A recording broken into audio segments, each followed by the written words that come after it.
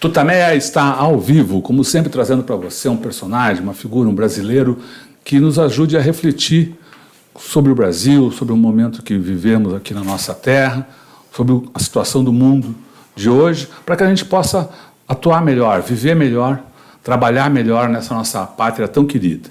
Ela é a Eleonora. Ele é o Rodolfo. E ele é o professor Beluso, que vai estar conosco nessa conversa sobre economia, sobre o livro que ele está lançando. E a Eleonora vai falar um pouco mais sobre isso daqui a pouco. Antes, eu quero te convidar para participar dessa nossa conversa, não só mandando seus comentários, como levando mais longe as reflexões, os ensinamentos que o professor Beluso nos traz aqui. Então, divulgando entre seus amigos, compartilhando nas redes sociais. Essa entrevista fica disponível no nosso canal de vídeo, o Tutameia TV. E todo o nosso trabalho está ancorado no site Tutameia. O endereço é tutameia.jor.br.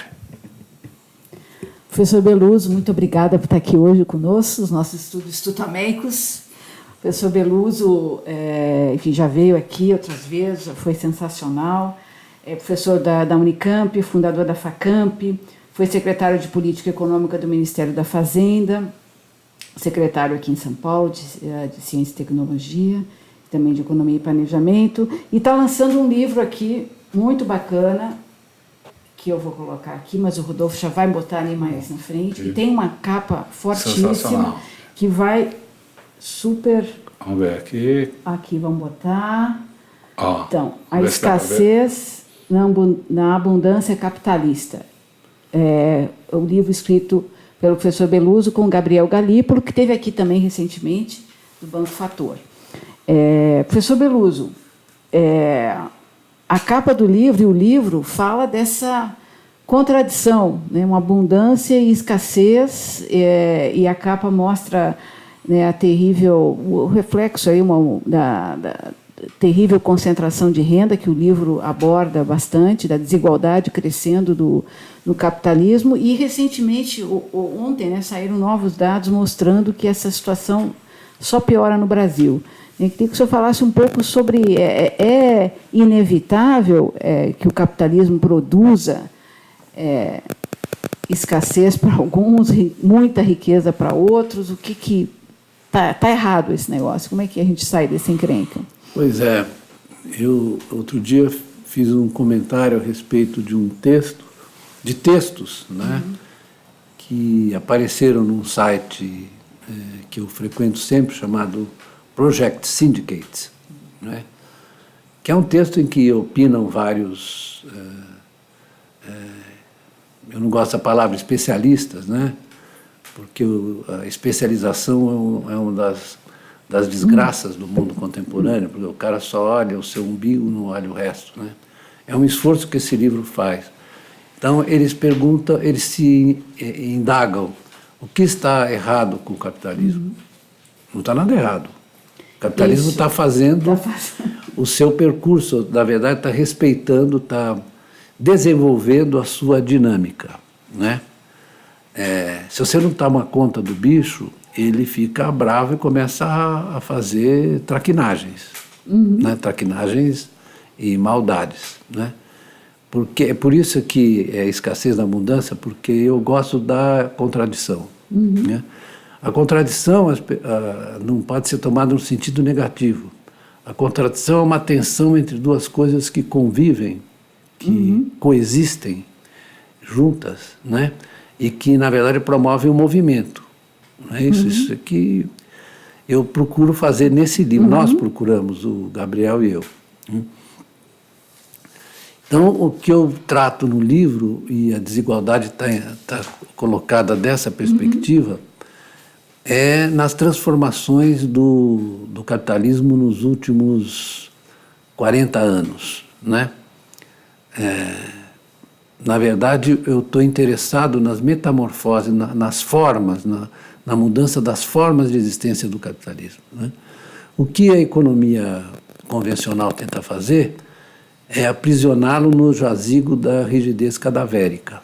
É como se ele fosse sempre igual a si mesmo, né? Que não sofressem, que suas formas não sofressem transformações nas suas relações. Vamos pegar, por exemplo, né, a história da desigualdade. A desigualdade se acentuou brutalmente nos últimos anos no mundo inteiro, né? À exceção dos países asiáticos, por exemplo, que conseguiram empreender uma trajetória de crescimento e de ampliação da renda e do emprego e de aumento da renda das camadas mais frágeis, né? Sobretudo a China, que não significa que a desigualdade não tenha aumentado lá, mas aumentou de uma maneira dinâmica, de modo que tinha gente que estava entrando, né, nas formas modernas de empregabilidade e de formação da renda. Mas, desculpa, ao mesmo tempo você teve uma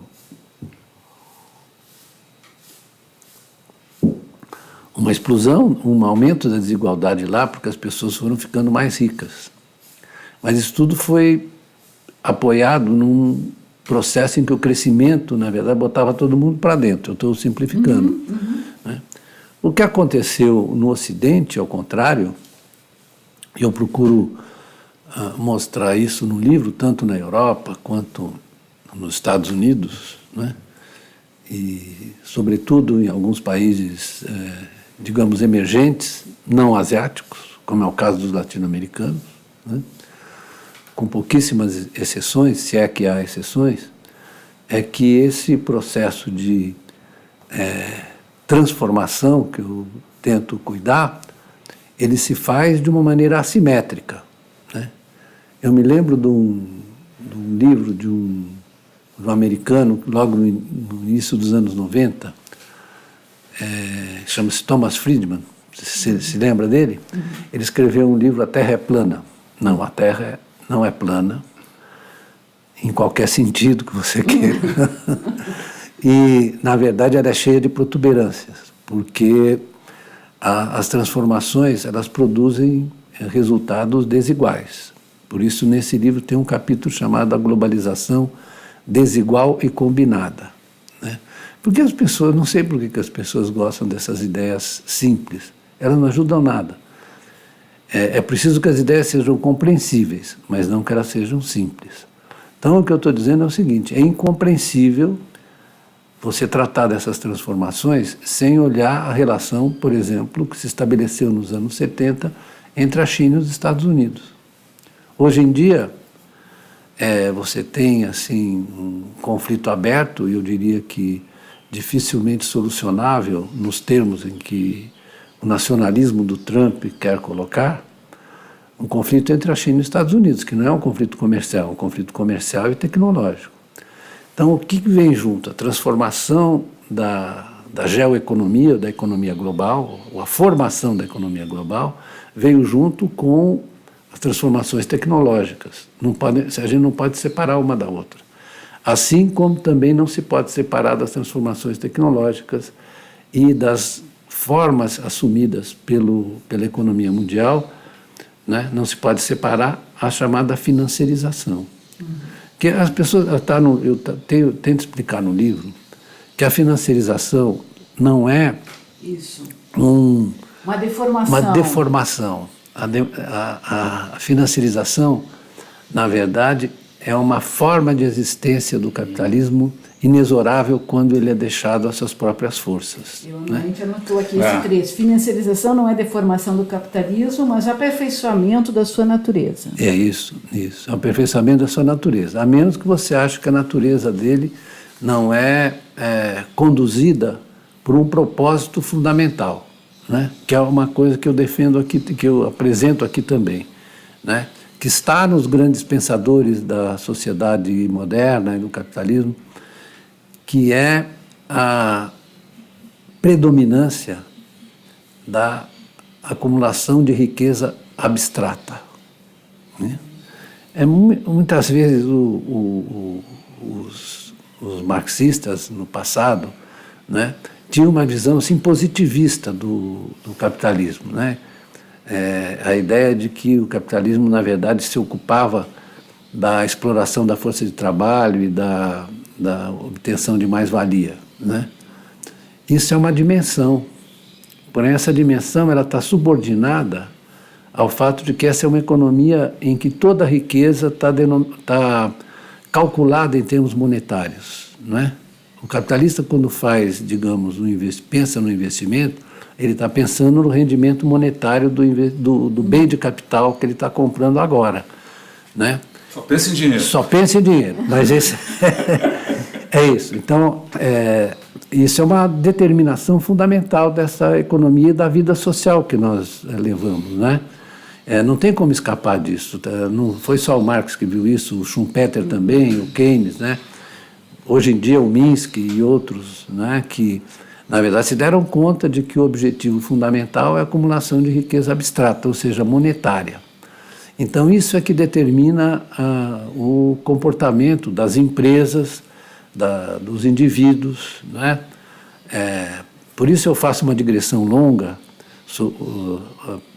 sobre episódios da história não é uma história do pensamento econômico, é só para, na verdade, olhar onde estão as relações entre escassez, utilidade e acumulação de riqueza, né? Que eu faço uma revisão dos clássicos.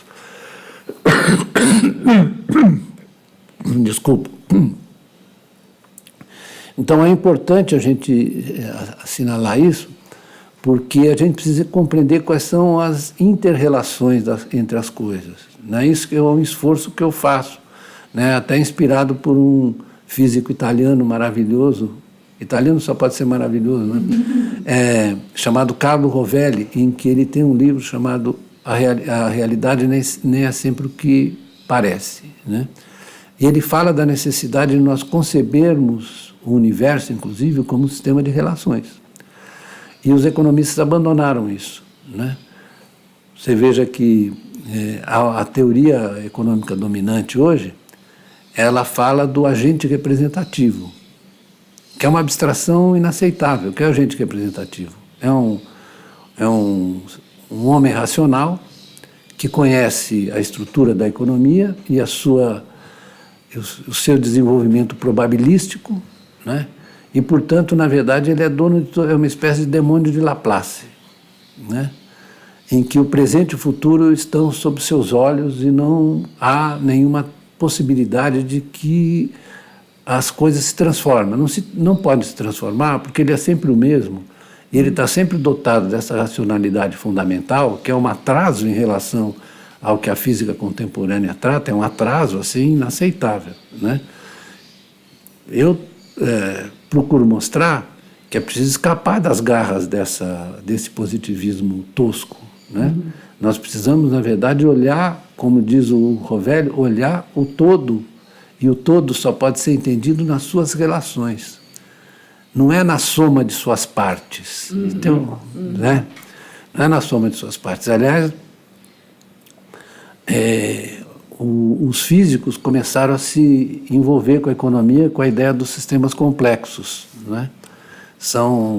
É o pessoal da econofísica, dos sistemas complexos, né? Em que o que prevalece é as formas assumidas pelas relações, né?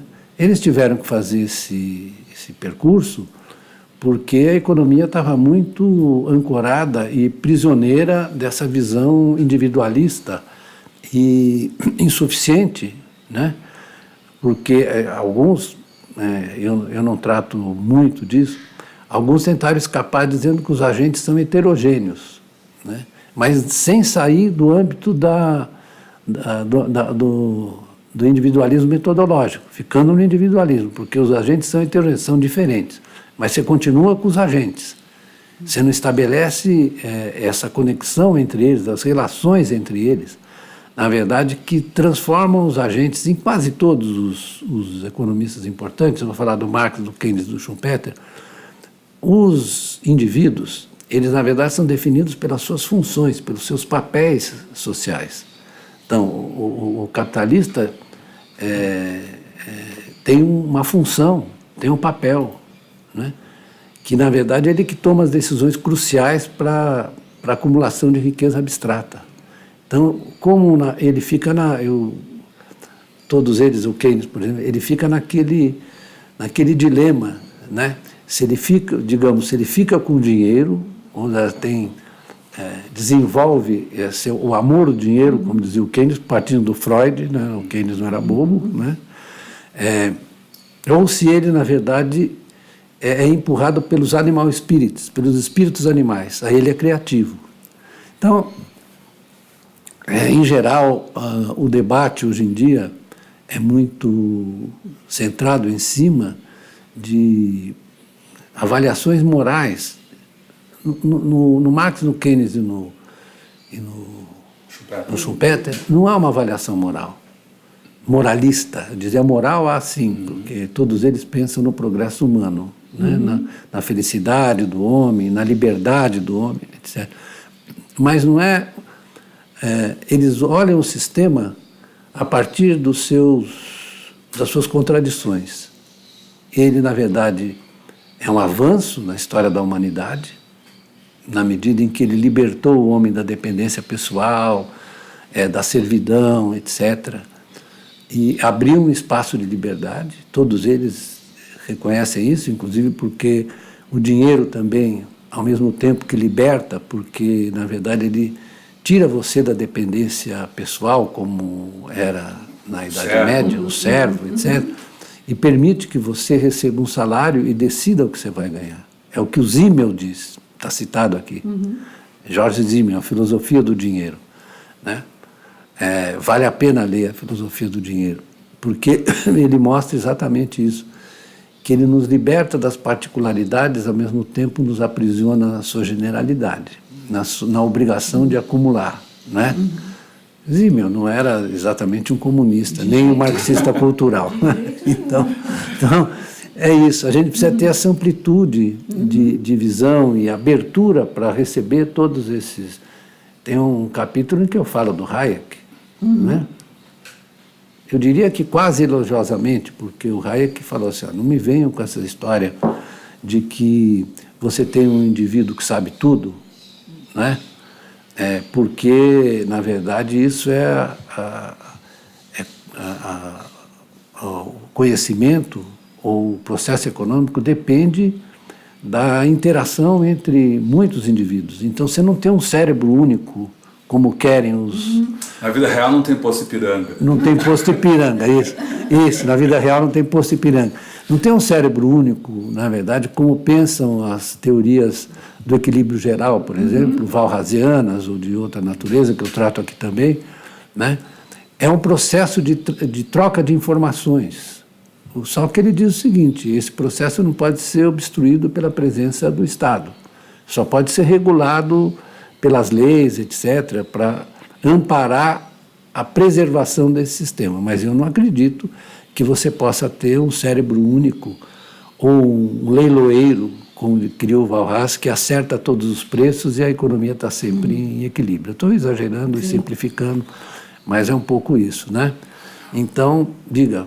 Eu queria voltar àquela questão eu fui passando, né? Mas voltar aqui a questão do que a financiarização não é uma deformação da economia. No livro tem uma parte em que fala exatamente sobre essa questão, mostrando que, discutindo o suposto antagonismo entre uma, digamos, economia produtiva real e a economia do dinheiro, e mostrando que, discutindo isso, dizendo que não há uma contradição, que não há um antagonismo, mas sim há uma contradição. Não há uma oposição. Não há uma oposição, isso. Queria que você comentasse sobre essa questão, porque que é muito em voga, não? É muito em voga e é uma interpretação que eu respeito e tal, mas com a qual eu não concordo, pelo seguinte, porque uma coisa é uma coisa, outra coisa é a mesma coisa. Porque, na verdade, a produção ela está submetida a essa regra geral da acumulação de riqueza abstrata. Né? Você não faz a produção como querem os israfianos. Piero Israel, que é um sujeito interessante que fez uma crítica à economia convencional, né? Mas ele fala a produção de mercadorias por meio de mercadorias, né?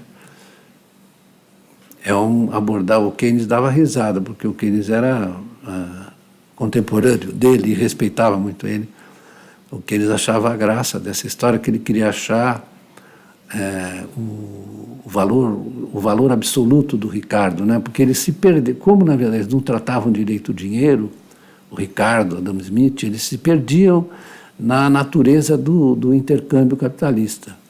Como eles não queriam botar o dinheiro dentro, porque o dinheiro perturbava a ideia de racionalidade, equilíbrio e individualismo nas decisões, né? E naturalismo, porque voltando, o que os economistas clássicos tentaram? Tentaram subtrair o pensamento, isso vem do iluminismo, né? Do Descartes, que está citado aí, né? Subtrair da revelação religiosa, da crença. Queriam, na verdade, dizer, olha, esse sistema que está nascendo, esse sistema mercantil, né, capitalista, ele, na verdade, está apoiado na racionalidade individual. Então, na verdade, esse sistema tende ao equilíbrio das trocas, né? E aí, para justificar a existência do dinheiro, o tempo inteiro, no livro tem várias passagens, eles ficam atrapalhados, né? Eles ficam achando que o dinheiro é simplesmente transformado num meio para facilitar as trocas, né?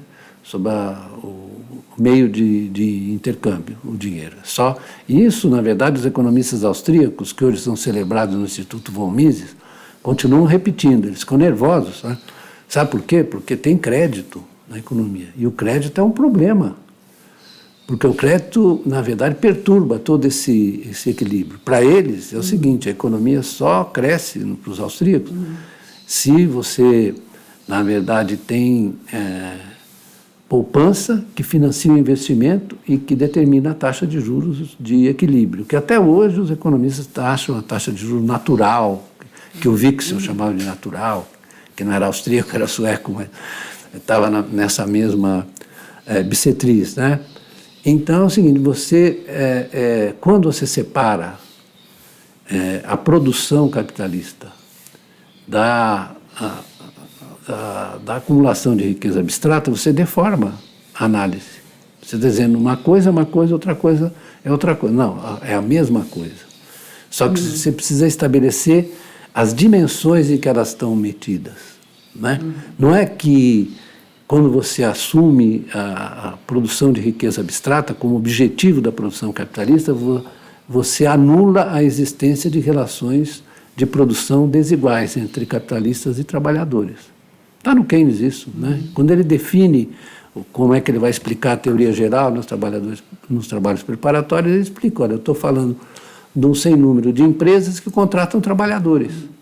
E aí eu vou dizer, essa economia tem o propósito de acumular riqueza monetária, não é de produzir o máximo possível, está lá escrito, né? Não é produzir o máximo possível, é acumular riqueza monetária. É possível até que a acumulação de riqueza monetária seja compatível com a redução da produção material. Né? Você falou numa... Então, diga. Não, essas contradições, você falou há pouco sobre o espírito animal, né? E também na questão das contradições, você fala no livro que esse espírito animal está arrefecido, se eu entendi bem, pela própria natureza do capitalismo financeiro. Quer dizer, não, esse espírito animal hoje, ele, que é tão alardeado, ele não está sendo exercido como se imaginava, ou como se imagina, porque os ganhos financeiros acabam deixando enfim, criatividade, mudança tecnológica mascarada. Tem uma tabela aqui. O que eu tinha destacado no livro, a financiarização ela é contra a inovação. Não é que ela é contra, ela aprisiona a inovação nas relações de propriedade transformadas pela predominância do capital financeiro. Eu queria pegar aqui onde é que está isso aqui? Está aqui a tabela. É a tabela em que mostra qual é o comportamento das empresas, porque eu também vou... Sim. Da recompra das ações. Hoje em dia, surgiu um debate muito apropriado no mundo da economia convencional, conduzida por vários economistas. O Stiglitz também se enfiou nessa, assim como o William Dazonik. É uma tabela que mostra o seguinte: se você colocar nos últimos 20 anos,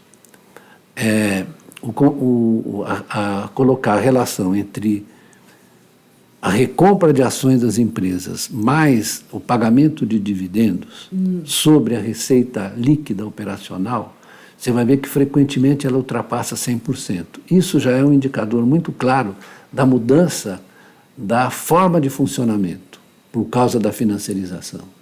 Ou seja, como é que você acumula os seus ganhos, os seus rendimentos? É fazendo uma operação puramente financeira.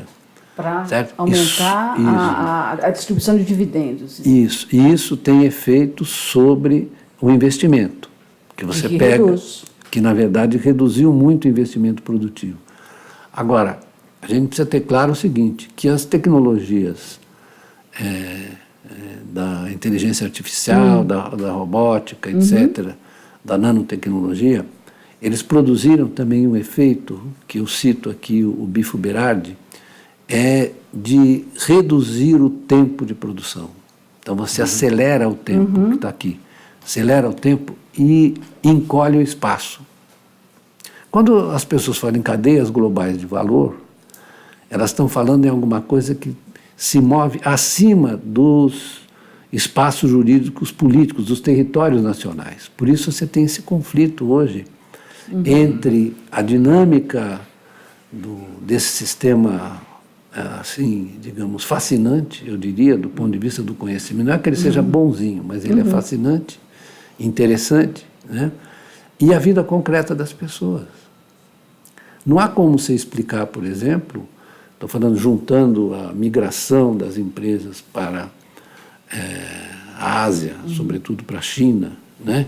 E a introdução do progresso tecnológico, mais juntamente com a forma de acumulação de riqueza, você produziu um efeito negativo para as pessoas. Você não pode explicar a eleição do Trump ou de outros que tais, né? Porque as pessoas ficam aflitas, elas querem uma resposta, né? E, na verdade, qual foi a resposta que o Trump deu? Eu vou trazer seus empregos de volta. Não vai. Tá? Então, o que ele faz? Ele reduz os impostos dos ricos para recuperar a ideia do trickle-down, né? Que nós conversamos. Ou seja, você reduz os impostos, os ricos vão poupar mais, vão investir e vão dar emprego para você. Mas a coisa não funciona assim, né? É isso que eu procuro. Eu coloco... Esse livro é um livro de provocação, né? Para colocar em dúvida as certezas que estão por aí. Se as pessoas vão aceitar ou não, depende. Eu sou muito favorável a essa provocação, porque é ela que induz o conhecimento. Você tem que confiar que as pessoas são capazes, que os indivíduos são capazes de aprender, né? A gente tem que ser socrático. É a maêutica. Eu vou dizer para você que eu vou arrancar o que você conhece dentro de você. Então, acho que um livro provocativo assim, que faz que suscita essas, digamos, essas terríveis dúvidas a respeito de como as coisas funcionam, né? Voltando ao nosso Descartes, né? De conhecimento nasce da dúvida, né? Nas provocações, uma delas não sei se você destacaria essa provocação, a gente anotou aqui, a economia compartilhada é uma fraude. Você escreve. Porque eu escrevo por causa das plataformas, né? Porque hoje em dia estão todos, na verdade, questionando as plataformas, porque as plataformas são apresentadas como, na verdade, uma inovação formidável que permite às pessoas que desenvolvam o seu trabalho livremente, só que é uma forma de, na verdade, de precarização e de subordinação das pessoas a um ritmo de trabalho infernal. Isso é tanto no mercado financeiro quanto com efeitos muito negativos sobre psicológicos, né, que estão sendo estudados por exemplo, Elizabeth Kudinesco, que deu uma entrevista outro dia. Isso, muito boa. Muito boa. Ela está citada aqui. Está. É. Biógrafa do Freud. Biógrafa do Freud, é. E, na verdade, você tem o seguinte, ao mesmo tempo que você precariza a vida dos trabalhadores, você intensifica o trabalho. O que poderia, por isso que chama a escassez na abundância, o que poderia ser uma forma de libertar os indivíduos desse despotismo do trabalho assalariado, se transforma numa coisa pior. Você está inseguro e, ao mesmo tempo, você está submetido a um ritmo de trabalho infernal. Eu, quando passo, às vezes, na frente dos restaurantes e vejo aqueles jovens todos, aqueles meninos de moto, me dá uma pena, porque muitos deles, tem um deles que conversa comigo e tal, e ele me diz, eu não posso parar. Se eu parar, na verdade, eu não consigo comer. Eu falei, você come aquilo que você está transportando, vai lá e come. mas é doloroso e isso está se generalizando. Né? Eu fico sempre impressionado porque às vezes a gente precisa ficar se informando o tempo inteiro, né, e saber selecionar a informação. Fico lendo o que está acontecendo em outros países, por exemplo, nos Estados Unidos. Né? Vamos lá na Califórnia, que é o berço das Facebook, essas coisas todas. Você tem hoje em São Francisco e Los Angeles um número incrível de moradores de rua. No lugar mais rico. No lugar mais rico. E os próprios ricos lá daquela região, como é que chama aquilo? Vale do Silício. Os próprios ricos estão preocupados com essa distorção que você está introduzindo na sociedade. Muitos moram em barracos, outros moram na rua. Né? E, aliás, saiu um livro interessante de um economista que foi do Comitê de Política Monetária do Banco da Inglaterra, chamado Blanche Flower, que ele diz o seguinte, olha, te enganaram, você não vai ter esses empregos, não. E ele é um sujeito muito qualificado. Né? E são vários os estudos sobre isso. Né? Não por acaso que é na Califórnia que há a discussão de colocar leis que determinam... Para regular as relações de Uber e essas empresas desse gênero como relações trabalhistas mesmo. Isso, exatamente. E o que está ocorrendo agora. Né? O governo da Califórnia está tentando regular essas relações. Eu devo dizer o seguinte, que apesar de tudo eu tenho uma grande esperança e confiança na reação humana. Né? A gente não pode ser determinista, aliás, nenhum desses autores que eu trato, eles são deterministas. Né? Eles começam a determinar a forma de funcionamento, qual é a dinâmica, etc., mas não estão dizendo que é inexorável. Porque nós já tivemos exemplos, né, de construção de instituições capazes de colocar o capitalismo, esse sistema de produção, consumo e acumulação de riqueza, sob um controle mais efetivo. Né? Quando eu estudei e as pessoas seguiam aquele marxismo bastante positivista, né? Tinha as teorias do colapso. Né? Mas outro dia eu estava relendo um autor interessantíssimo chamado Friedrich Pollock, que é da Escola de Frankfurt. Né? Ele escreveu um livro sobre automação, isso lá em 56, e um livro sobre o capitalismo de Estado. Né? Hoje em dia nós estamos assistindo, tem um amigo meu, o Jabur, que escreveu comigo um artigo na Carta Capital sobre o sistema chinês, né? Que ele chama de socialismo de mercado, ou se você puder chamar de capitalismo de Estado. Né? Isso já está tratado lá atrás. A gente sempre acha que está inventando uma coisa, já foi inventado. Né? Já foi tratado, porque a forma chinesa, o sistema chinês é o mais avançado que eu conheço, né? No sentido de compatibilizar o quê? As virtudes do mercado com a coordenação estatal.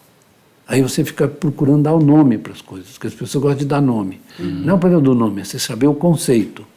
O que aquilo significa? Aquilo é uma mudança, eu diria, muito importante na forma de funcionamento das economias de mercado estatais. Não há essa separação tola que eles fazem entre Estado e mercado. O mercado surge com o Estado. Né? Só leu Brodel. Né? Eu recomendo, Fernand Brodel, Civilização, Material e Capitalismo.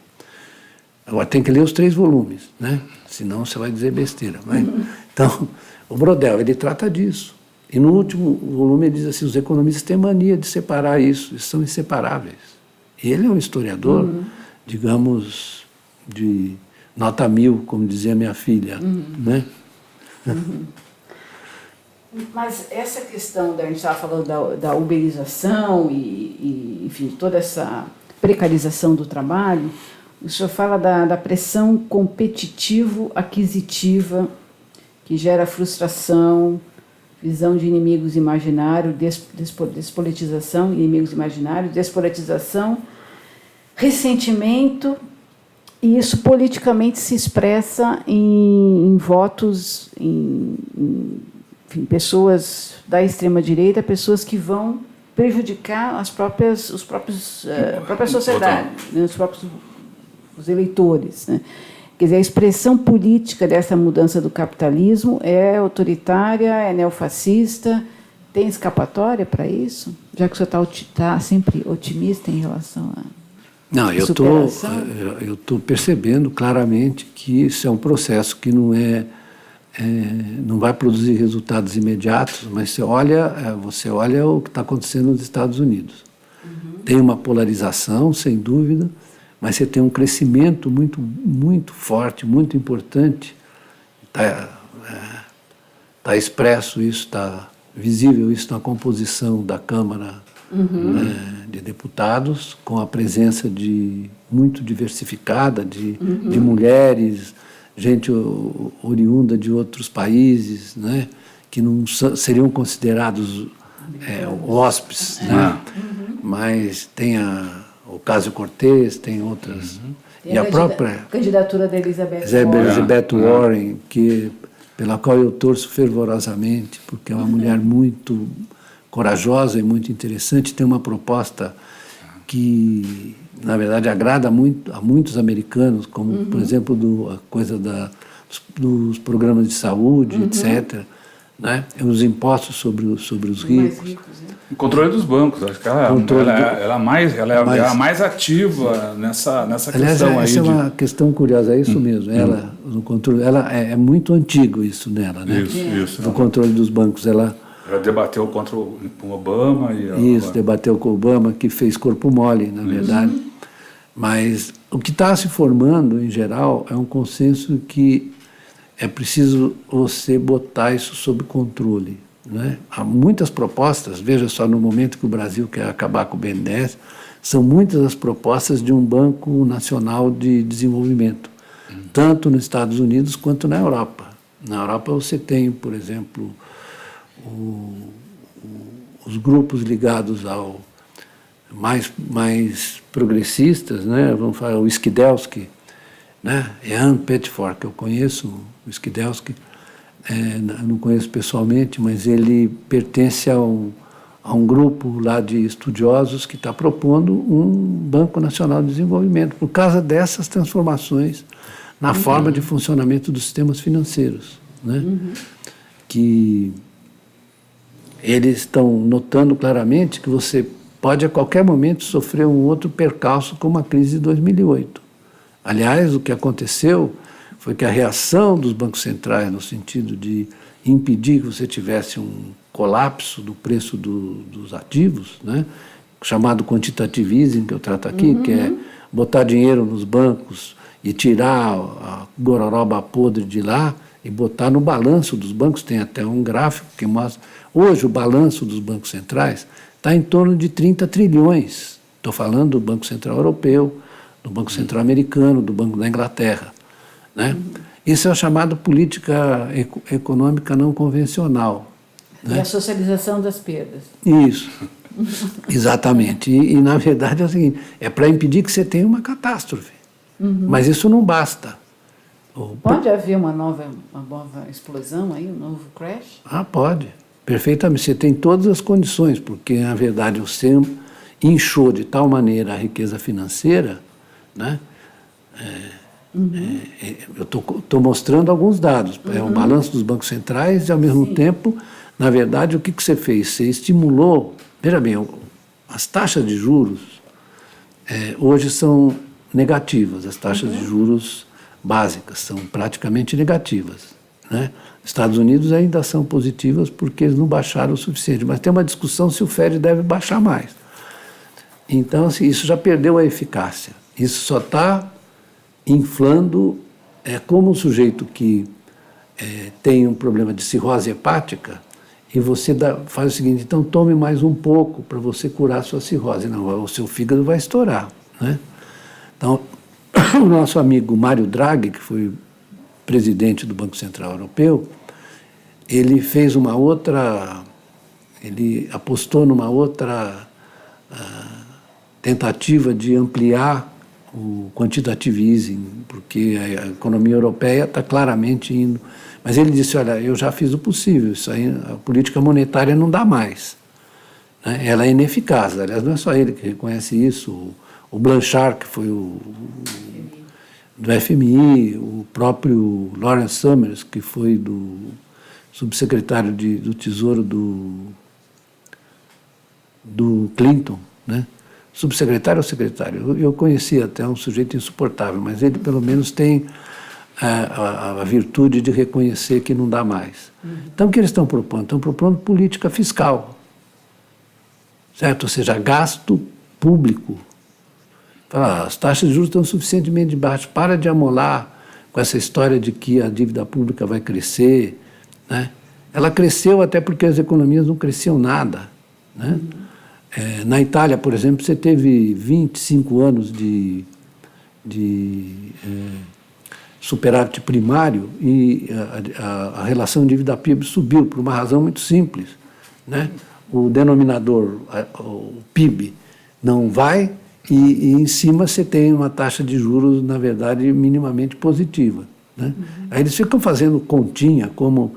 Aqui tem uma discussão que francamente me irrita, fazer a continha de quanto é o que foi responsável pelo crescimento da dívida pública brasileira, né? Agora, eu vejo que os mesmos que diziam que a taxa de juros não tinha nada a ver com isso, estão dizendo que com a queda da taxa de juros, a dívida vai...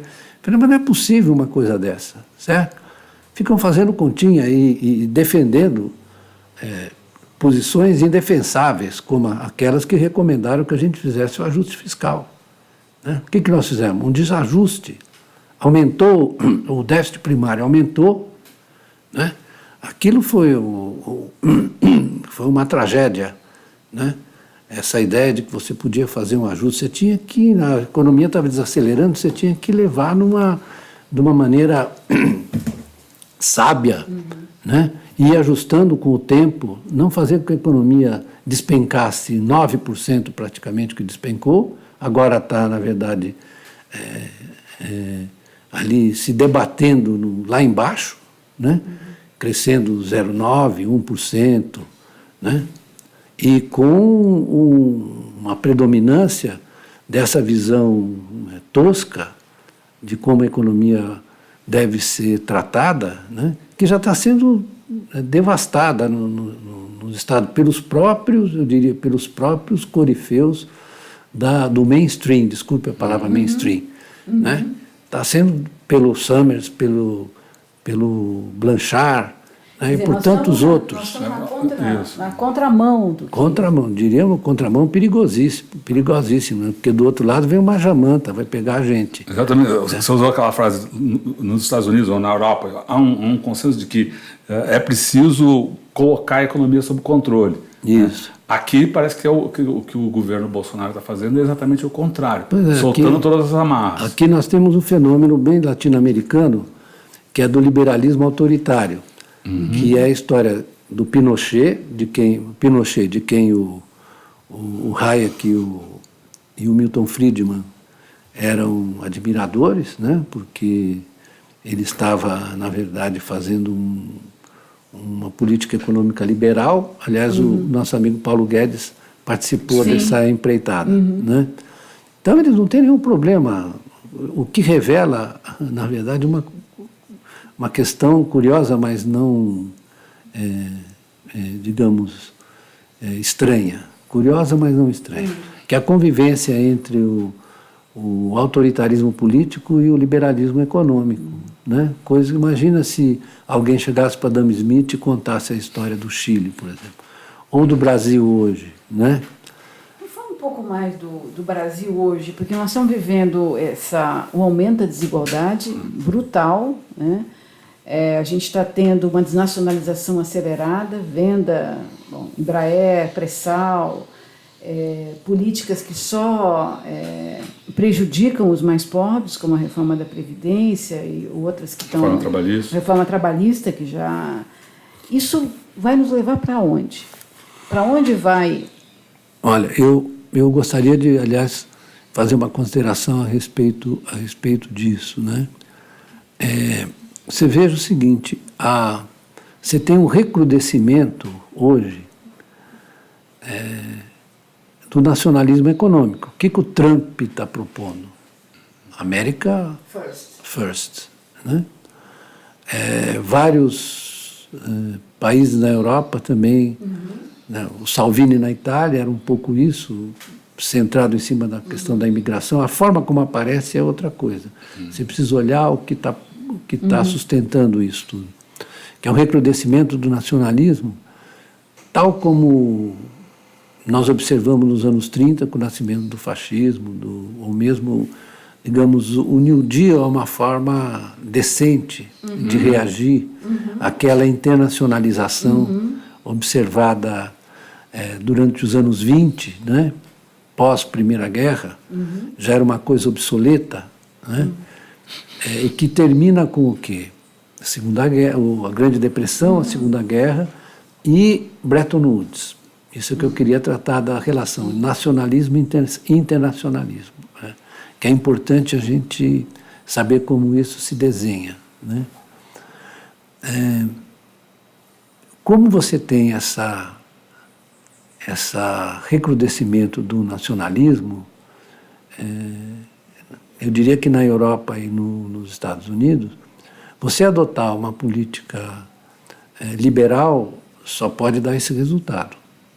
Veja o caso da OCDE.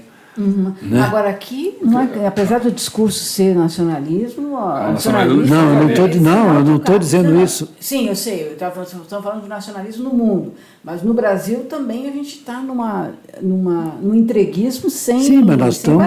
Então, é bom você colocar essa questão, né?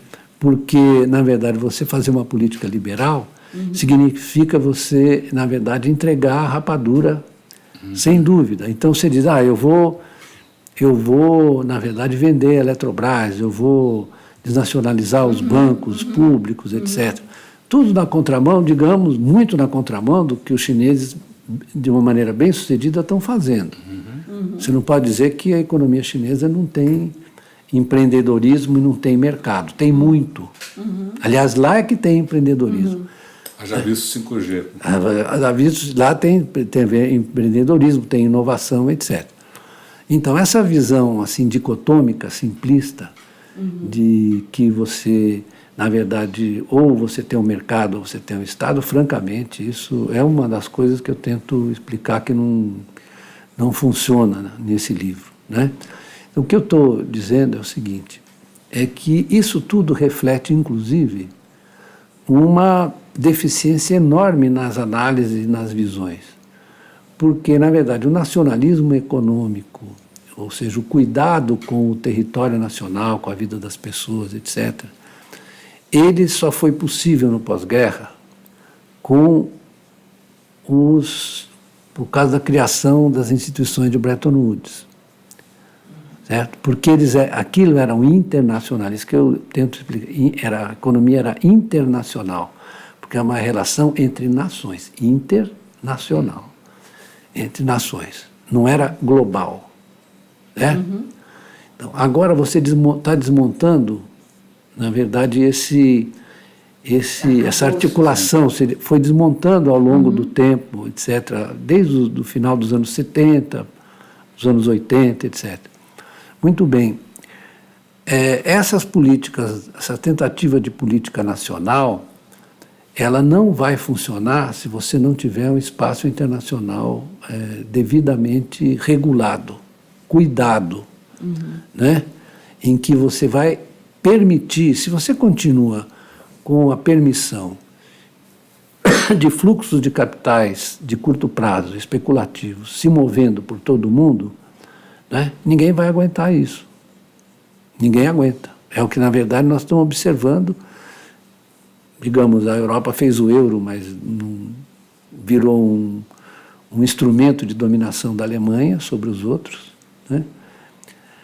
A China está tentando internacionalizar sua moeda e está fazendo de uma maneira muito hábil, muito quietinha, né? Estabelecendo primeiro relações comerciais, de investimento, aí ele vai usando a moeda dele para denominar essas transações, que é como aconteceu no pós-guerra com o dólar em relação à libra. Né? Os bancos americanos começaram a se meter no financiamento dos planos de estabilização na Alemanha, por exemplo. Né? Isso. Depois o plano Marshall, etc. Então, você tem hoje um problema grave, que é de uma moeda nacional, que é um padrão internacional, que é o dólar, né? Que provoca instabilidade nos outros países. Né? O Brasil, nesse momento, o Brasil não é a Argentina, porque o Brasil tem 380 bi de reservas que foram acumuladas no período do governo Lula e Dilma. Né? Por várias razões. Você teve um momento importante na demanda de commodities, um salto nas relações de troca importantes a nosso favor, e, ao mesmo tempo, o movimento de capitais foi favorável. Só que isso se desfaz quando, na verdade, a economia entra em crise. Não entrou aqui, você tem essa flutuação do dólar, mas tudo bem, é uma situação, uma flutuação que, por enquanto, está sob controle, né? Mas nós não temos o debate Argentina, porque a Argentina, esse Macri, né, tentou fazer uma coisa bem liberal, se endividou outra vez em moeda em dólar, né, tem a dívida pública em dólar. A Argentina não tem moeda. Esse é que é o problema. A moeda argentina é o dólar. Né? O peso é só a sombra. Né? Esse é o caminho que a política do Paulo Guedes aponta para o Brasil? Bom, se eles permitirem que você tenha depósitos em dólar aqui, você vai, eles estão dizendo que vão fazer devagar, etc. Que é o seguinte, eles não sabem que as moedas, você tem no mundo uma hierarquia de moedas. Tem a moeda reserva, outras moedas que são conversíveis, como é o euro e até mesmo o ien, né?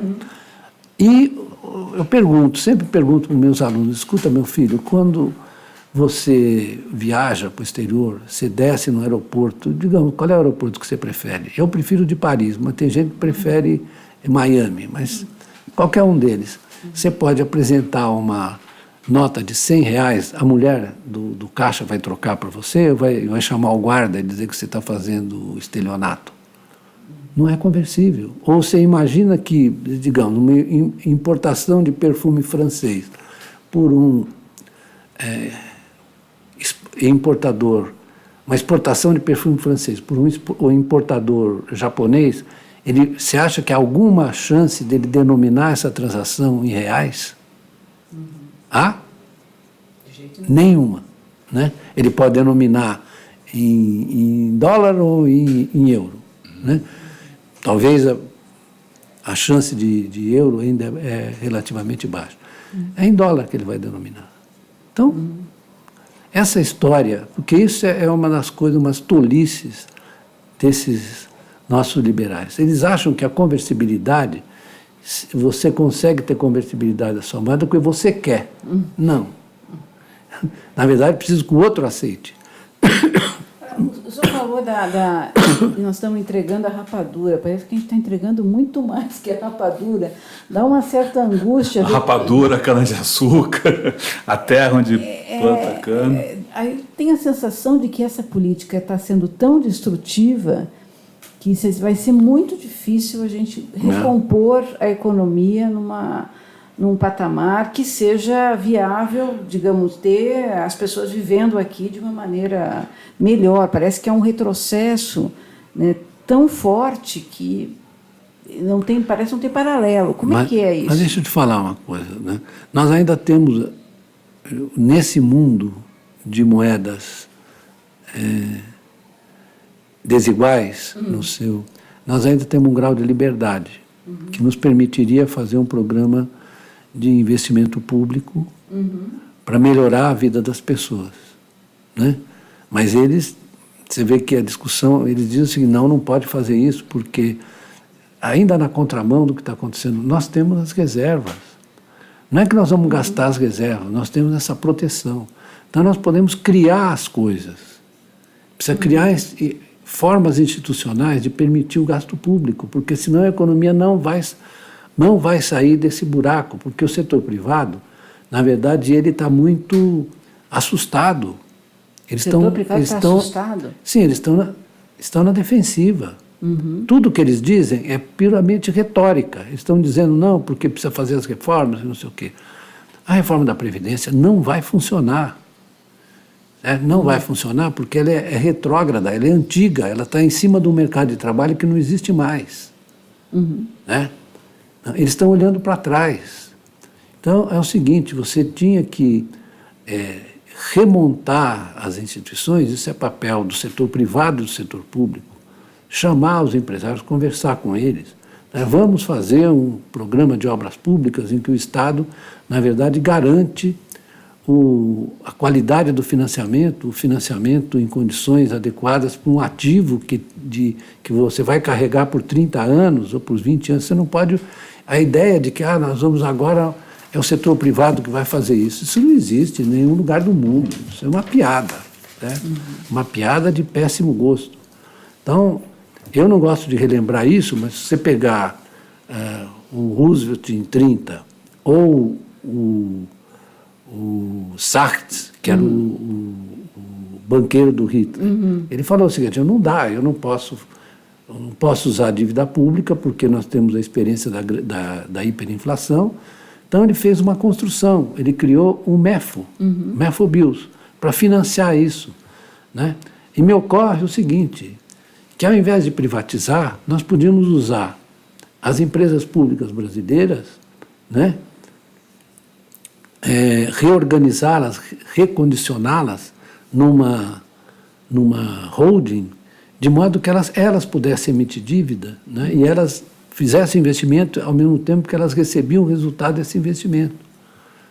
Então, aqui, pensando na construção institucional, porque não dá mais para você ficar nesse arroz com feijão. O mundo não é mais assim. Você tem que ter criatividade institucional, né?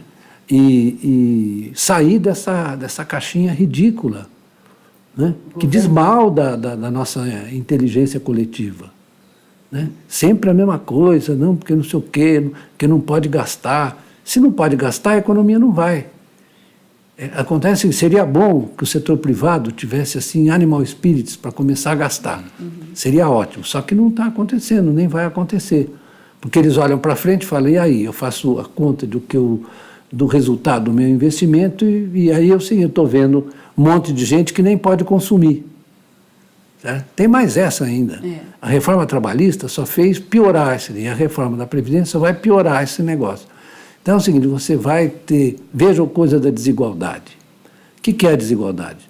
Digamos, 90% da população brasileira, ou diria, para não ser chato, nas contas do Valdir Quadros, 78%, não tem condições de consumir amplamente. Então, na verdade, por que você vai... O empresário vai investir? Aí o empresário olha a reforma trabalhista e fala que ótimo, vão reduzir os meus custos trabalhistas, certo. Individualmente é bom para você, mas se todos, na verdade, reduzem o custo trabalhista, é ruim para o conjunto. É a falácia de composição, né? Que vários... Quem compra o produto. Isso, porque tem esse problema, né? Nessa economia. É preciso que os assalariados tenham poder de compra para adquirir aquilo que os empresários estão produzindo. Se você joga tudo para baixo, numa lógica pedestre, se você pegar os grandes autores, todos eles vão dizer o seguinte, olha aqui, você tem um problema com os custos salariais, porque você, na verdade, reduz coletivamente os custos salariais, você não vai ter demanda para os seus produtos. A economia não funciona, não vai funcionar, certo? Todos eles disseram, para o capitalista individual, para o empresário individual, é muito bom reduzir os custos. Porém, se todos fizerem isso, né, ninguém vai conseguir vender. Vamos lembrar de um capitalista importante na história, Henry Ford. Né? O que ele disse? Olha, eu preciso que os trabalhadores tenham poder de compra para comprar meus automóveis. Né? Ele percebeu qual era... A gente precisa fazer uma mesa branca e chamar o Henry Ford de bode. Vem cá, explica para esse bando aí que esse negócio não dá certo. Mas é possível isso com esse governo? Olha, você está sendo generoso de chamar isso de governo. Né? Eu diria que é uma confusão permanente. Né? Eu acho que eu respeito o resultado das urnas, acho que a gente tem que fazer essa afirmação preliminarmente. Né? Eu tenho muito medo de que essa situação econômica e social acabe descambando, por exemplo, numa ameaça às instituições como o Supremo.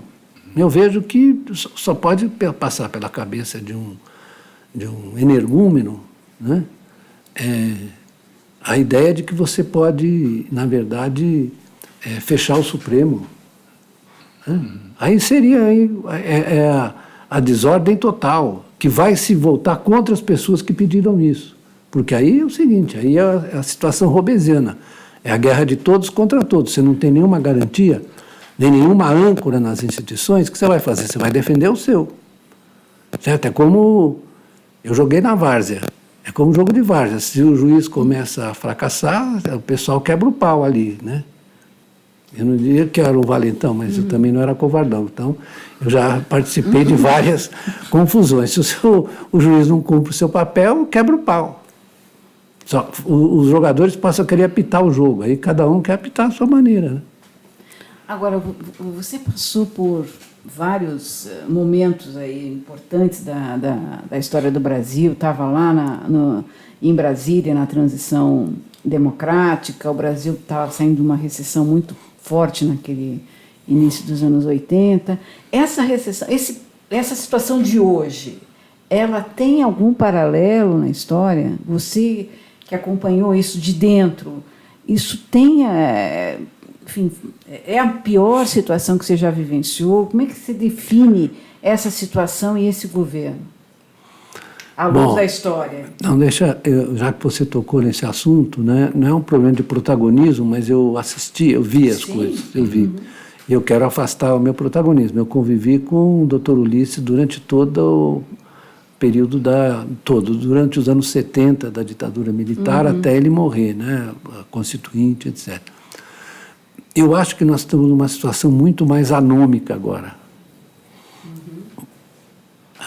Quer dizer, na verdade, com um pouco de falta de rumo. Isso não deve só à deficiência cognitiva das pessoas ou dos grupos sociais, mas do esgarçamento da situação social e econômica, né? É natural que isso ocorra. Isso não, se a gente for olhar o que aconteceu em 30 na Alemanha, nós vamos achar um processo muito semelhante. Né? Muito semelhante. Porque o fascismo, ele não se caracteriza apenas pela tomada de Estado, é uma coisa de fermentação por dentro da sociedade, é o que nós estamos observando hoje. Né? E isso tem muito a ver com a insegurança econômica, né? Assim como a criminalidade tem a ver. As soluções simplistas não vão ajudar. Por exemplo, vamos aumentar as penas ou vamos aumentar o contingente de policiais. Você não consegue resolver isso. Você vê, a pacificação das sociedades europeias, por exemplo, ela ocorre, sobretudo, depois da Segunda Guerra, em que todo mundo tinha segurança econômica. O cara sabia que ele ia ficar velho, ele ia ter amparo, né? O sujeito sabia que, na verdade, se ele ficasse desempregado, ele teria o seguro-desemprego. Que a vida do filho dele ia que a ser vida do melhor filho do que dele, exatamente, ia ser melhor do que a dele. Eu sempre dou como exemplo uma série que vocês devem lembrar, americana, chamada Papai Sabe Tudo. Sim, Lembra? claro. Que era um momento assim de grande tranquilidade, euforia da família, que a menina estava estudando, não me lembro o que era, o menino também, e eles viam para os filhos uma perspectiva melhor. Né? E hoje o que você tem exatamente é a dissolução dessas visões. Né? Você olha para frente e vê que seu filho vai, na verdade, no máximo ser motorista de Uber, mesmo que ele faça um curso bem feito, etc., superior, você tem um coeficiente grande de diplomados no ensino superior que não conseguem um emprego compatível com a formação. Então, eu acho que tudo isso está influindo muito no ambiente político e eu diria que é muito mais complicado, complexo do que o período que eu vivi, apesar de todos os trancos e barrancos que a gente viveu, né? Mas havia ali uma aglutinação de forças que queriam sair daquela prisão da ditadura, né? E hoje em dia você vê que muitas pessoas, na verdade, reivindicam você. Não é, eu não diria que é a maioria, mas é um grupo muito mobilizado, né? E isso, na verdade, eu diria que é muito preocupante, porque os militares não destruíram as instituições, não destruíram. Eles mantiveram o Supremo, mantiveram, é claro que com problemas. O meu pai era juiz, meu pai se aposentou, falou, meu filho, em 65 meu pai se aposentou. Ele era um juiz impecável, meu pai falou, meu filho, nem um sargento vem aqui me dizer que eu vou fazer, certo? Eu vou pedir minha aposentadoria. Ele se aposentou precocemente, com 45 anos, foi trabalhar como advogado. Isso aqui eu não vou entregar a rapadura aqui para o sargento vir aqui me dizer o que eu faço. Né? E eu espero que o Supremo faça a mesma coisa, que não se dobre nem ao sargento nem ao general, porque isso aí não dá. Né? Com todos os defeitos que o Supremo pode ter, o problema não são as pessoas, é a instituição. Certo? É preservar a instituição. Assim como também o Ministério Público e o Judiciário de instância inferior tem que se proteger contra essas ameaças, contra a sua autoridade e o cumprimento de suas funções. Agora, você veja como a coisa é grave, porque na medida em que você foi criando esse espírito de contestação às instituições democráticas, você, de dentro dessas instituições, você foi criando também focos de desestabilização, né? De comportamento, na verdade, digamos, de celebridades, etc. Isso é muito ruim.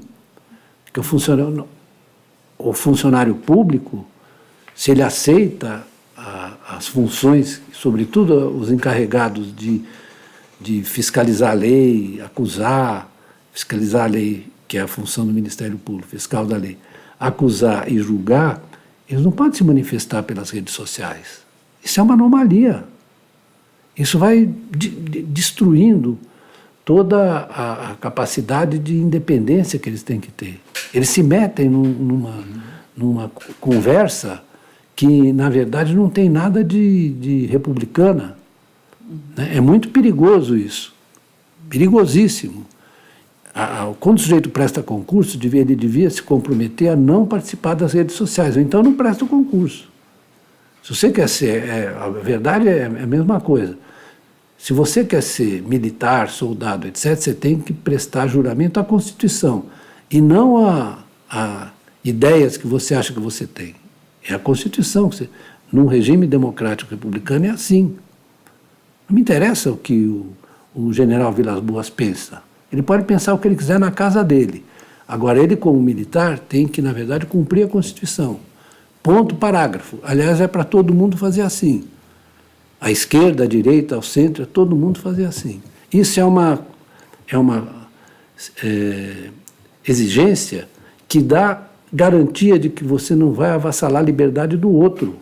Porque você quer avassalar a liberdade do outro. Vê só esses deputados que entraram no Colégio Dom Pedro I. Isso. Uhum. Dom Pedro II, né? Dom Pedro II. No Rio de Janeiro. Eu frequentei muito Dom Pedro II porque eu era do seminário dos jesuítas e a gente jogava bola com eles, contra eles, né? Foi um foco de resistência na ditadura. Foi um foco também, de resistência. né? O sujeito vai lá invadir. Onde já se viu um negócio desse? Quer dizer, isso já é um sintoma de que, na verdade, o sujeito não sabe. Eu não diria que eles são fascistas, que eles não têm condições para isso. Certo? Você precisa ser um pouco mais qualificado para ser fascista. Né? Eles são realmente vagabundos, que entram lá para ameaçar os professores.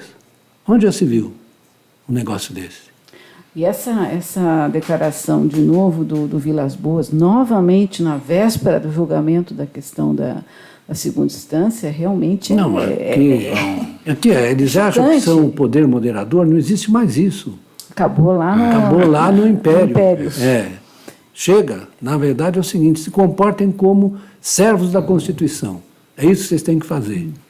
Certo? Em qualquer circunstância, que nós já na verdade, cansamos. Eu devo dizer para você o seguinte, na época da ditadura, eu não devia dizer isso, mas vou dizer, eu lamentei que muitos amigos meus se entregassem à luta armada, porque eu achava que a gente devia fazer a luta institucional, né, dentro dos partidos. Né? Os militares fizeram o quê? Criaram dois partidos, a Arena e o MDB. Né? Falei, então vamos de MDB. E a luta foi profícua, dura, porém profícua, sempre buscando, na verdade, incutir no debate a ideia da institucionalidade das formas de governo democráticas e republicanas, que é isso que o Dr. Ulisses carregava como um facho, né, e levou até a Constituinte. O que nós estamos vivendo hoje, na verdade, é um pouco de perda de noção dessas coisas, um pouco generalizada, eu diria, né? Que a gente devia estar na barricada para defender essas instituições, porque se elas forem por água abaixo, aí você criou uma situação, um ambiente para uma outra coisa muito ruim, muito negativa para o Brasil, porque hoje, inclusive, não sei se as pessoas estão se dando conta, que no mundo inteiro tem uma discussão sobre as ameaças à democracia. São tantos livros, são tantas menções, tantas atitudes, etc. E nós vamos virar o quê? O que nós vamos virar se acontecer uma desgraça como essa? Nós vamos virar o réprobo, desculpe a palavra, o réprobo da humanidade, o fim da corda, certo? Desmoralizados completamente, um país que, na verdade, tem assim uma simpatia tão grande, o resto do mundo guarda uma simpatia tão grande em relação ao Brasil, e nós estamos virando piada. Preciso tomar cuidado com isso, porque a reputação internacional pesa muito. Que a gente não vive no planeta Netuno, voltando à questão do internacionalismo e do nacionalismo. Nós vivemos no planeta Terra, e daí não conseguimos escapar. Né? Não conseguimos escapar mesmo que a Terra seja plana. Certo? Então, um risco, você acha um risco que está ficando maior? Você está vendo esse risco de autoritarismo aberto, de ditadura no Brasil voltar?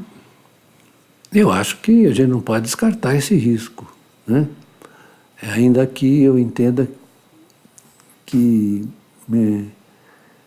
isso vai sofrer uma oposição muito grande, né? Não acho que isso seja tão fácil assim como as pessoas imaginam, né? Porque, veja bem, se você for observar bem, né, a despeito de todas as distorções e desvios, eu fico observando, às vezes, como o Ministério Público, por exemplo, age em determinadas, por exemplo, com a censura, né? Então a gente tem que reconhecer que eles agiram assim tempestivamente em relação àquela atitude da Caixa Econômica, etc.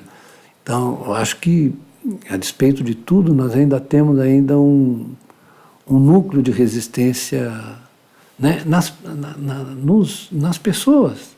Elas não vão se conformar com isso, né? E a redemocratização fez isso, ela criou essas instituições para o bem e para o mal. Às vezes eu fico chateado com alguns exageros e desvios, mas no fundo você ainda tem uma certa resistência institucional, apesar do estiolamento, etc. Mas, não sei, isso é uma coisa que depende muito da sociedade resistir. O Adam Ferguson, que era um pensador liberal, né? Ele tinha uma frase muito interessante. Ele dizia que, na verdade, os homens, eles criam sua própria história a despeito das suas intenções, né? É o esforço a despeito das suas intenções. É uma frase muito sábia, né? E muito interessante, porque, na verdade, é o nosso movimento que determina os rumos da história, é o nosso movimento coletivo. Mas nem sempre depende das nossas intenções, depende da correlação de forças, etc. Isso ainda permanece verdadeiro. Eu acho que vamos olhar um pouco os movimentos que estão por aí, dos LGBTs, das mulheres, né? Dos negros. Tudo isso está caminhando para uma ampliação do espaço de liberdade. É a busca da igualdade que é uma ampliação do espaço de liberdade. Então a gente não deve olhar esses movimentos na sua particularidade. Nós temos que olhar na projeção que eles fazem para o conjunto da humanidade, né? Toda a luta pela liberdade, pela igualdade é muito bem-vinda, porque não há outra saída. E o que a gente está vendo é uma camada da população brasileira que quer mandar nos outros. Eles querem impedir o LGBT, querem impedir as mulheres, querem, na verdade, impedir a ascensão dos negros. Eles querem mandar nos outros. E eles são profundamente autoritários e antiliberais. Mas eu acho que esses movimentos têm muita importância, desde que eles saiam do seu particularismo, que eles olhem a sua ação de uma maneira mais geral e mais generosa, né? Porque é esse efeito que elas têm, independentemente do que às vezes as pessoas façam. Às vezes eu fico com a impressão que é uma coisa muito assim voltada para si mesmo, né? Mas esse voltado para si mesmo precisa encontrar um desenvolvimento para além de si, né? Você falou da... Não, Pode falar. Não, da questão da resistência, e você lembrou do Dr. Ulisses, eu lembro que naquela época muitos empresários se somaram nessa luta pela redemocratização, e hoje a gente não está vendo, os empresários estão associados ao governo, estimularam esse governo, a vitória desse governo em muitos casos. Eles, com a reforma trabalhista e outros mecanismos, aí podem estar aumentando essa taxa de lucro. O país está indo para o brejo, mas eles estão bem. Como é que você vê a reação dos empresários nesse quadro, e se eles em algum momento vão se descolar do governo Bolsonaro ou estão aliados a ele? Enfim, como é que é o empresariado, que já virou rentista mais do que qualquer outra coisa, reagirá a essa situação de deterioração, delictante da economia? Eleonora, vamos voltar aos anos 70, quando os empresários no Fórum Gazeta Mercantil escreveram aquele manifesto dos 8. Né? A vida é assim, as circunstâncias às vezes te levam a certas ações, né, que você exatamente não teve mérito para... Mas nós acabamos, o João Manuel e eu acabamos escrevendo o documento dos 8, e o Roberto Miller, filho, né, que aliás fez a nível da Gazeta. Então nós escrevemos o documento dos 8, você olha aquele documento hoje e fica impressionado com a clareza, com a coragem, né, que eles tiveram. Mas a gente precisa também ter muito claro que era outra gente. Havia empresários no Brasil, assim como parece que havia juízes em Berlim, diziam. Então era o Antônio Hermílio, era o Vilares, era o Bardella, era o Mindlin, né? E, infelizmente, o movimento da economia brasileira levou à extinção desse tipo de empresário, né? Eles eram muito comprometidos com as suas empresas, né? Tinha uma relação assim muito próxima entre os programas econômicos e eles. Você desde o Getúlio, passando pelo Juscelino, você tinha os grupos executivos, né? Que é uma ideia muito interessante. Infelizmente, esses empresários apareceram por conta dos danos que foram causados à indústria brasileira nos últimos 30 anos, digamos, desde a crise da dívida externa, passando pelo Plano Real, que derrubou a inflação, mas juntamente com isso deu um pontapé na indústria brasileira, coisa que as pessoas não... cair a inflação foi boa. Foi ótimo ter caído a inflação. Agora, para a indústria brasileira, a valorização do câmbio e as taxas de juros que eles trabalhavam e a falta de um projeto de integração às novas formas de produção, etc. Nós tivemos tentativas ainda com a informática no período Geisel, etc., mas tudo isso foi desmanchado, né? Então, nós temos um grupo de executivos, na verdade, que perfilham essas ideologias liberais, né, que acabam, às vezes eles ficam perplexos, porque eles mesmos percebem que eles estão sendo prejudicados por isso, não pessoalmente, nem na rentabilidade de suas empresas, mas, na verdade, no desenvolvimento econômico-social, né? Então, eu acho que nós estamos em um outro mundo empresarial, né? É um descompromisso completo com a situação do país, que, na verdade, define o desempenho das empresas deles, né? E vamos combinar que esse panorama deixa a gente muito preocupado, se bem que você tem dentro desse grupo de empresários que hoje, na verdade, não tem muita coragem de se manifestar pelas políticas mais avançadas, mas eu li uma entrevista no Valor ontem do Dani Oship, muito boa. Do novo presidente do IED. Novo presidente do IED, muito boa, muito lúcida, muito interessante, porque você precisa escapar dessas falsas dicotomias, né? Você abre ou fecha a economia. Depende de como você tem que, na verdade, participar das cadeias globais. Como é que você faz isso? Ele, inclusive, defendendo o investimento público, sim, o banco público. Sim, por que então? Então nós sim, mas de qualquer jeito vai lá ao contrário, essas defesas vão ao contrário da política que é implementada pelo... Sim, eu achei a entrevista muito corajosa e muito, ao mesmo tempo, esclarecida, né? Então a gente tem que acreditar que ainda temos empresários que têm essa visão mais, digamos, coetânea, a visão mais coetânea com o desenvolvimento econômico do país, desenvolvimento econômico e social. Eu diria que ontem eu vi no Dani Oship um herdeiro legítimo do documento dos 8. Fez uma manifestação muito importante, interessante. Eu espero que tenha repercussão entre os outros empresários, né? O debate, por isso, é importante. Espero que, não, a despeito de tudo, não coartem a liberdade de imprensa, né? E de opinião, coisa que vocês estão exercendo agora, né? Se bem que é muito mais difícil hoje, porque aqui da sua casa você pode transmitir esse debate e ninguém segura. Isso é uma das vantagens das tecnologias modernas, né? Entre tantos problemas e riscos, elas apresentam essa vantagem.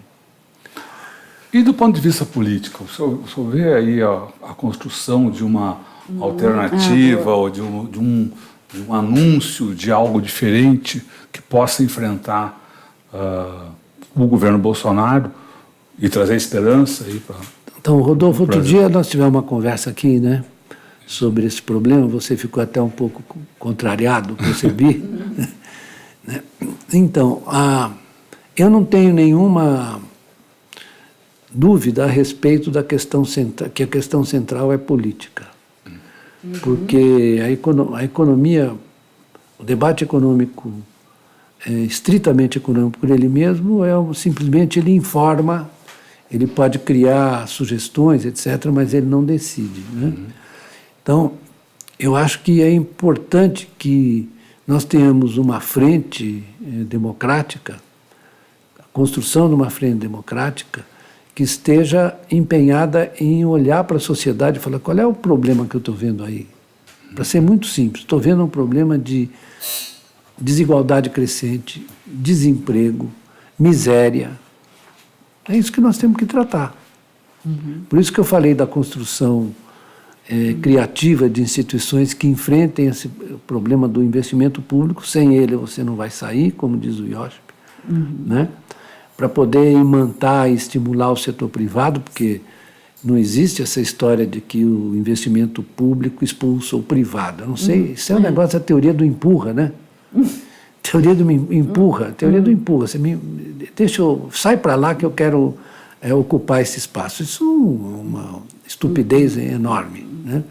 Ainda mais a gente levando em conta que esse sistema monetário e financeiro é muito flexível, né?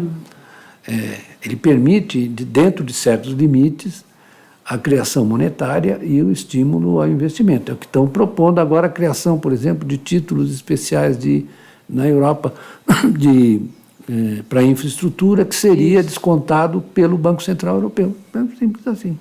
Como o Roosevelt fez. Ele era ortodoxo, mas foi mudando. Aí, na verdade, quem fez o negócio das obras públicas, financiou, foi o Federal Reserve, né?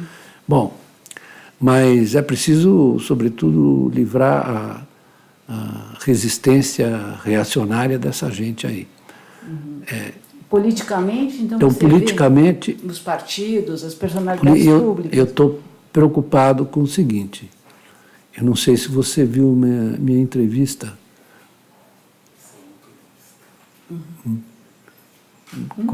porque, tá bom, daqui a pouco eu vou... Estão chamando, professor. Vamos lá, professor. Estão chamando? Não, aí, porque eu acho que politicamente, qual é o meu juízo, né? Nós temos que ter uma frente democrática que tenha como projeto a defesa das instituições e o ataque ao desemprego e à pobreza. É isso que eu acho que é essencial. E aí eu acho que é preciso que os componentes dessa força, os que participam dessas forças ou que querem pertencer a elas, tenham a generosidade de abrir mão das suas peculiaridades, né? Dos seus particularismos, porque esse objetivo é muito maior, é um objetivo da sociedade brasileira, né? O que eu imagino que seja o objetivo da sociedade brasileira. Então, eu não tenho... não sou pessimista em relação a isso, acho que é preciso caminhar, sair um pouco dessa hostilidade entre os que estão que adotaram essa perspectiva, né? Parar com a hostilidade recíproca. Aliás, eu sempre me lembro nós falamos do Ulisses, ele era assim. Você não imagina como ele era tolerante. A intolerância que ele tinha com a ditadura é inversamente proporcional à tolerância que ele tinha com as pessoas que participavam do velho MDB. Né? E isso eu aprendi muito com ele, aprendi realmente essa ideia de que a gente precisa ter um objetivo principal e subordinar tudo a ele. Eu adoro uma frase que diz o seguinte: é preciso principalizar o principal e secundarizar o secundário. Isso, perfeito, é isso mesmo. Você teve recentemente com o presidente Lula, né? Ele tem essa visão também? Eu fiz uma pergunta a ele, não sei se você viu a entrevista. Eu fiz uma pergunta a ele no final. Falei assim, você não acha, porque eu tenho uma certa liberdade, você não acha que a gente devia parar de olhar para o próprio umbigo e fazer uma coisa...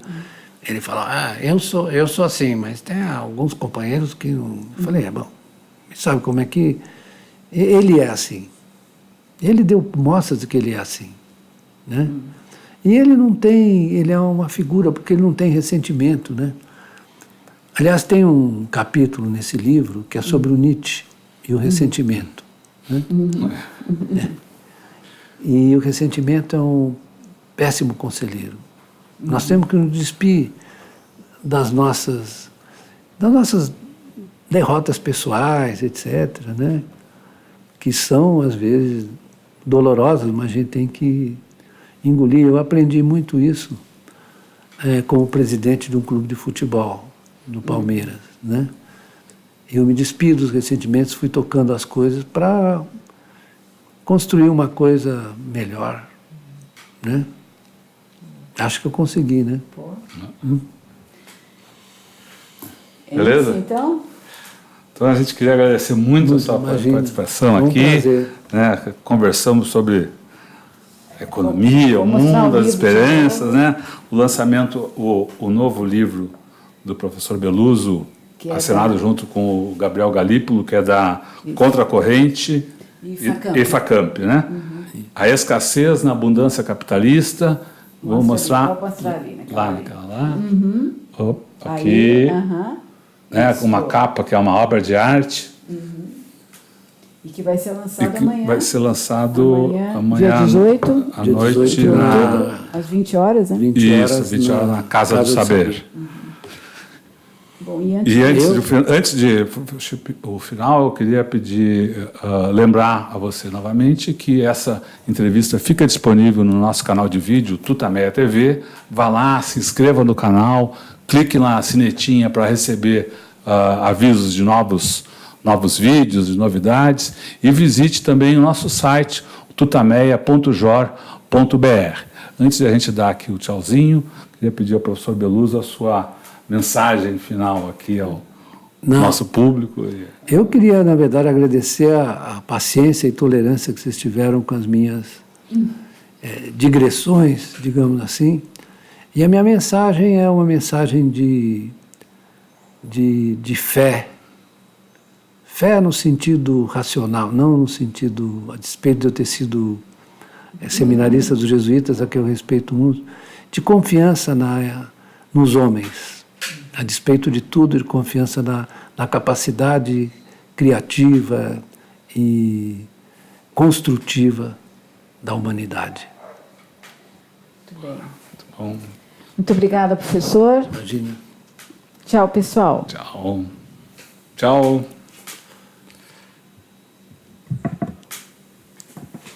Não, aí não.